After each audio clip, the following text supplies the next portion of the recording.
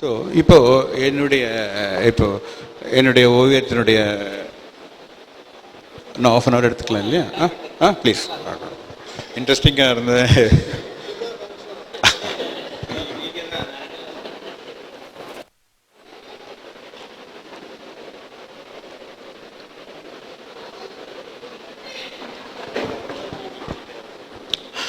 முக்கியமாக நான் என்னுடைய கரியர் எடுத்துட்டிங்கன்னா முன்னாடியே பயோடேட்டா எல்லாமே சொல்லியிருக்காங்க. உண்மையிலே எனக்கு 18 வயசு வரைக்கும் இந்த ஓவிய ஆர்வமே இருந்ததில்லை. 18 வயசுக்கு அப்புறம் தான், பிகாஸ் அந்த 18 வயசில் என்னுடைய தந்தையாருக்கு என்னுடைய தந்தையாருக்கு நான் அவருக்கு அந்த டைமில் 18 வயசில் ஹெல்ப் பண்ண முடியலன்ட்டு, ஏன்னா ரொம்ப அந்த டயபிட்டிஸ்னால சஃபர் பண்ணிட்டு இந்த டைம். அப்போது அதை ஃபீல் பண்ணி நான் வீட்டில் படங்கள் ஓவியம் ஜஸ்ட்டு ட்ரை பண்ணேன். அது என்னமோ தெரில, அப்படியே என்னுடைய ஜீன்ஸ்லேயே இருந்ததுனால. ஏன்னா இன்றைக்கி சின்ன ஓவிய போட்டி கூட இப்போ பார்ட்டிசிபேட் பண்ணேன். ரொம்ப சின்ன வயசுலேருந்தே எல்லாம் ஓவியத்தை வரைஞ்சிட்ருக்கிற ஒரு ஆர்வத்தோடு இருந்திருக்காங்க.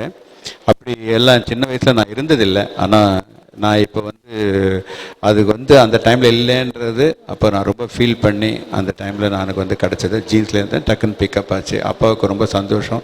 ஆனால் அதை இன்சிஸ்ட் பண்ணல. என்னோடய தந்தையார் நீ பண்ணணும், ஓவியமாக பண்ணணுன்ட்டு. ஏன்னா நான் ஒன்லி சன்னாக இருந்ததுனால அவருக்கு ஹெல்ப் பண்ண முடியலன்றதும், அதுக்கப்புறமா நம்ம அப்பாவுக்கு அப்புறம் இந்த கலையை நம்ம பின்தொடரணும் அப்படின்றதுக்காக எனக்கு அந்த ஒரு நல்ல அந்த சந்தர்ப்பம் ஒரு டேர்னிங் பாயிண்ட்டாக இருந்தது. அது முக்கியமாக என்னென்னா, அந்த அவருக்கு நான் அந்த ஃபீல்டுக்கு என்டர் பண்ணது அவர் பார்த்து சந்தோஷப்பட்டார். ஆனால் சந்தோஷப்பட்ட ஒரு வருஷத்துலேயே அவர் என்னை விட்டு பிரிஞ்சுட்டார். ஆனாலும் அதை நான் ஆரம்பத்தில் நான் சொன்ன மாதிரி கல்கியிலுக்கு ஜாயின் பண்ணும்போது அவர் டிஸ்கண்டினியூ பண்ணிட்டார். அவருக்கு அந்த கோர்ஸை டிஸ்கண்டினியூ பண்ணிவிட்டு கல்கி என்கிட்ட ஒன்று சொன்னார், நீ காலேஜ் படிக்கும்போது அதை கம்ப்ளீட் பண்ணணும் அப்படின்னு சொல்லிட்டு. ஸோ அதுக்கப்புறம் முக்கியமாக என்னென்னா, நான் காலேஜ் பண்ணி கம்ப்ளீட் பண்ணேன். ஆனால் அப்பாவோட இதனால் நான் ஒரு இல்லஸ்ட்ரேட்டராகவோ ஒரு ஓவியராக இல்லாமல் நான் அட்வர்டைஸிங் ஏஜென்சியில் நான் பணியாற்றணுன்ற ஒரு எண்ணத்தினால நான் அட்வர்டைஸிங் லைனை நான் இது பண்ணேன். அப்போது இல்லை அதோட பிரேக் ஆகிற மாதிரி இருக்குன்னு கரெக்டாக கிளியராக கேட்குது இல்லையா? அப்படி வரும்போது அந்த ஒரு டேர்னிங் பாயிண்ட் நான் அட்வர்டைஸிங் ஏஜென்ட் கொஞ்சம் விட்டு வர மாதிரி இருந்தேன்.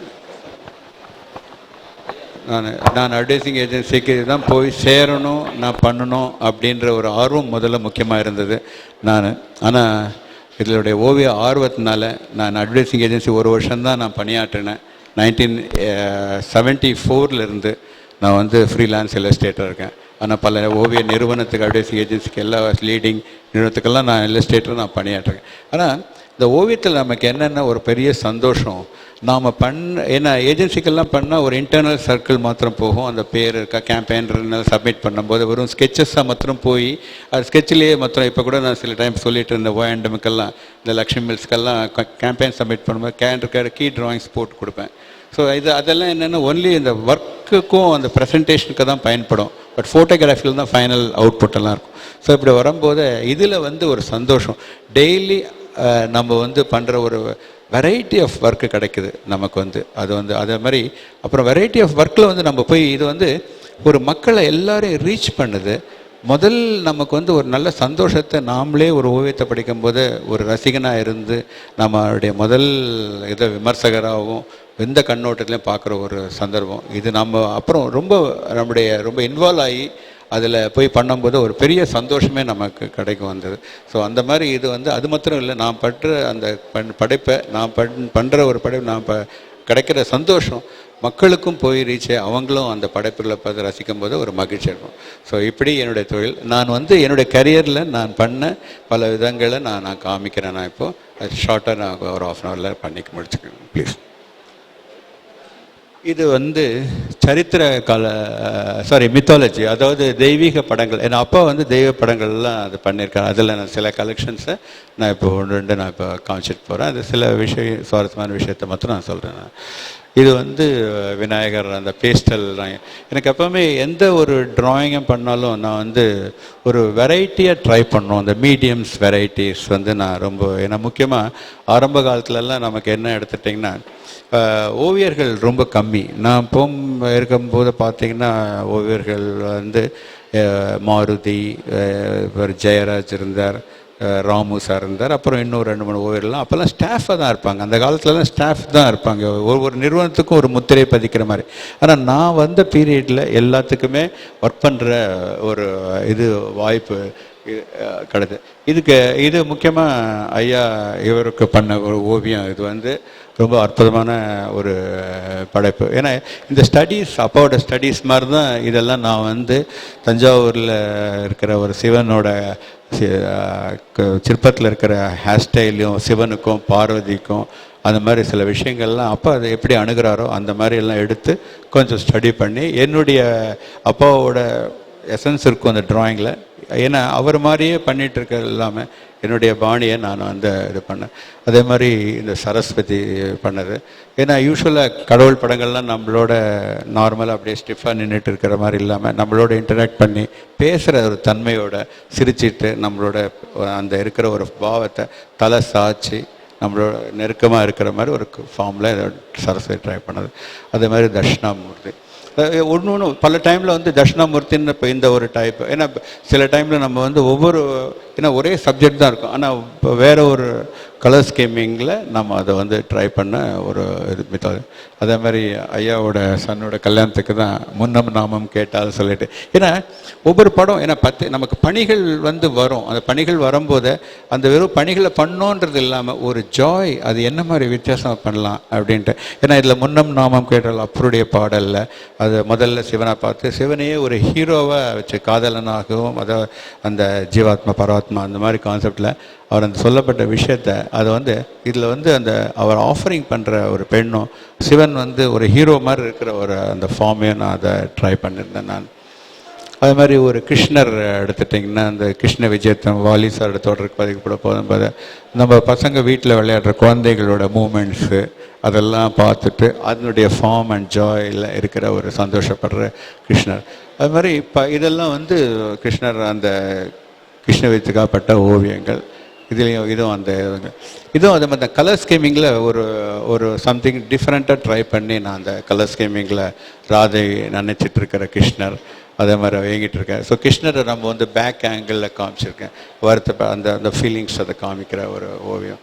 அதே மாதிரி ராசக்கிரீடையுடைய அந்த மரங்கள் அந்த காம்போசிஷன்ற அதே மாதிரி லிங்கோத்பவர் அடிமுடிக்கான்ற இதை வந்து காமிச்சிட்டு பிரதானமாக வச்சுட்டு ஸோ இது என்னென்னா முக்கியமாக இந்த புராணங்களில் தெய்வீக இதுக்கெல்லாம் பண்ணும்போது அதனுடைய தன்மை தான் ரொம்ப முக்கியம். நமக்கு வந்து அந்த தன்மையை அந்த தெய்வ அதுக்கு ஒரு கேரக்டர் மாதிரி நம்ம வந்து அதை வந்து நார்மல் ஒரு ஹியூமன் பீயிங் மாதிரி தெரியாமல் ஒரு டிவைன் ஒரு கிரேஸ் இருக்கிறத ட்ரை பண்ணோம். அது சிற்பங்கள் மூலியமாக நான் ஸ்டடி பண்ணேன். இது எடுத்துட்டிங்கன்னா ராமர் வனவாசத்தில் வந்து சீத்தை இழந்து இருக்கிற மூடில் அது வாலி சார் ரொம்ப அழகாக டிஸ்கிரைப் பண்ணியிருப்பார். அந்த இதில் ரைட்டில் சீதையை நினச்சிட்டு இருக்கிற ஒரு ஃபார்மை அந்த மூடு அந்த க்ளவுட் அந்த இதோட அந்த பட்டுப்போம். அதே மாதிரி இது வந்து தசாவதாரத்தில் இருக்கிற ஒரு காட்சி. முக்கியமாக நான் ஓவியத்தில் வந்து இப்போ இருக்கிற சில விஷயத்தை அப்டேட் பண்ணிகிட்டு இருக்கோம். அதாவது ஓவியத்தில் வந்து நம்ம மேனுவலாக எல்லாமே ட்ராயிங் மேனுவலில் பண்ணுறது தான் அது. ஏன்னா இப்போ வந்து கம்ப்யூட்டரில் வேக்கம் டேப்லெட்டில் அதெல்லாம் பண்ணுற இதெல்லாம் டெக்னாலஜி நல்லா வளர்ந்துருந்தாலும் பட் ரியல் ஃப்ளோஸ் ஹேண்டிலேருந்து கிடைக்கிற ஒரு ஜாய் இருக்குது பாருங்கள், அதனுடைய ஜாய் டிஃப்ரெண்ட்டு. ஏன்னா எல்லாமே கம்ப்யூட்டர் கிராஃபிக்ஸ் எல்லாம் வந்துட்டுருக்கு, நல்ல டெக்னாலஜி. ஆனால் கம்ப்யூட்டர்ஸ் அடிஷ்னல் டூலாக நான் எடுத்துகிட்ருக்கேன். ஒரு பல ப்ரெஷ்ஷுகளோட ப்ரெஷ்ஷு பென் அண்ட் இங்க்கு அப்படின்னு வரும்போது எனக்கு இன்றைக்கி வந்து கம்ப்யூட்டரையும் நான் அடாப்ட் பண்ணி கம்ப்யூட்டர் அடிஷ்னல் டூலாக பண்ணுறேன். இதுக்கு எதுக்கு நான் முக்கியம் சொல்கிறேன், மற்ற படங்கள்லாம் கையால் வரப்பட்ட ஓவியங்கள் தான். ஆனால் பின்னாடி அந்த சில எஃபெக்ட்ஸை நான் பண்ணி எடுத்துட்டேன். எல்லாமே கையில் வரைஞ்சது தான். பட் ஆனால் அந்த டோன் அண்ட் அந்த மூடு அந்த மாதிரி கம்ப்யூட்டரில் நான் அதை வந்து மிக்ஸ் பண்ணி அந்த படைப்பை நான் வந்து கொடுக்குறேன் நான். ஏன்னா அது மாதிரி இப்போது பின்னாடி எடுத்துட்டிங்கன்னா அந்த உலகத்தினுடைய இந்த யூனிவர்சல் இவர் வந்து கொடுக்குற அந்த பாதத்துடைய போகும்போது பிரம்மா வந்து தன்னுடைய பாதத்தை கழுவுற இது, அப்புறம் வந்து அந்த ரிஷி வந்து அவர் கோபப்படுறது, அவர் தாரவாத்து கொடுத்தது, இந்த மாதிரி ஒரு காட்சிகள்லாம் வரும்போது நம்மளாக ஒரு விஷுவல் பண்ணி இதில் வந்து தசாவதாரத்தில் வாமன அவதாரத்தினுடைய ஒரு இதை நம்ம என்னென்னா இந்த இம்பார்ட்டண்ட் என்ன சின்ன குழந்தை இருந்த இந்த மாதிரி சில காட்சிகளை நான் வந்து போடும்போது இதுவும் அதே மாதிரி தான் ஒரு காட்சி. இப்படி பல புராணங்களுக்கு கதைகளுக்கு சில படைப்புகளை நான் பண்ணியிருக்கிறது.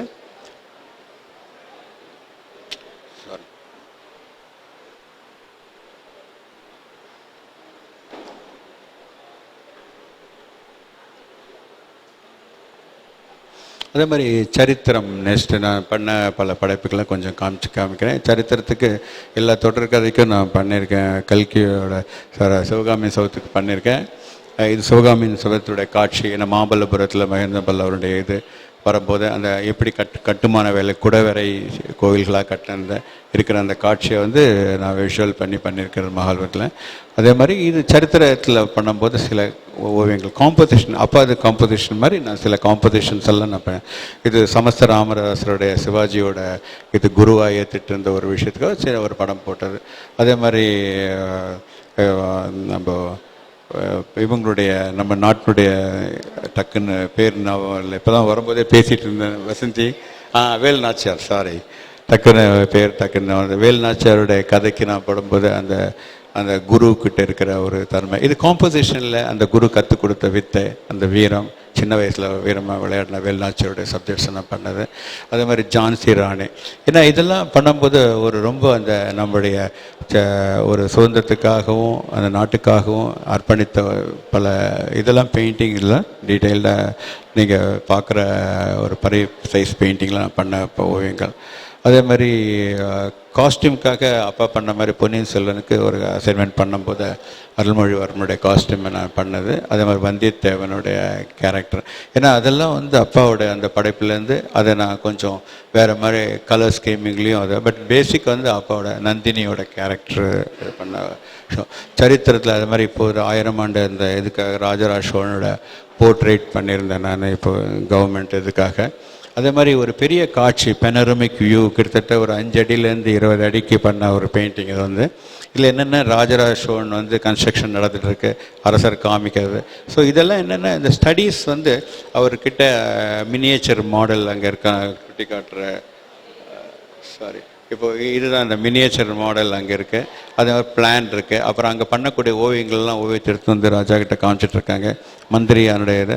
அதே மாதிரி சிற்பக்கூடங்கள் எல்லாம் இந்த, ஏன்னா ஒரு ஓவியத்துக்கு வந்து ஸ்டடீஸ் வந்து ரொம்ப முக்கியம். ஏன்னா எப்படி என்னென்ன சிற்பத்துக்கு முதல்ல போடும்போது ஸ்கெட்சு போட்டுட்டு, இப்போ நான் சிற்பக்கூடங்கள் அங்கே நடந்துகிட்ருக்கேன், இங்கே ஒரு சிற்பி செதுக்கிட்டு இருக்கேன், இந்த கன்ஸ்ட்ரக்ஷன் ஆகிருக்கு. அதே மாதிரி அங்கே ஓவியக்கூடங்கள். ஸோ இப்படி ஒரு பெரிய பெனரமிக் வியூ காட்சியை நல்ல பெரிய டீட்டெயில்டாக இருக்கிற ஒரு ஓவியம். இது வந்து அந்த 1000 ஆண்டு இதுக்காக பண்ண இது. இதெல்லாம் அப்பாவோட தாக்கத்தில் நான் பண்ண ஒரு சில படைப்புகள்.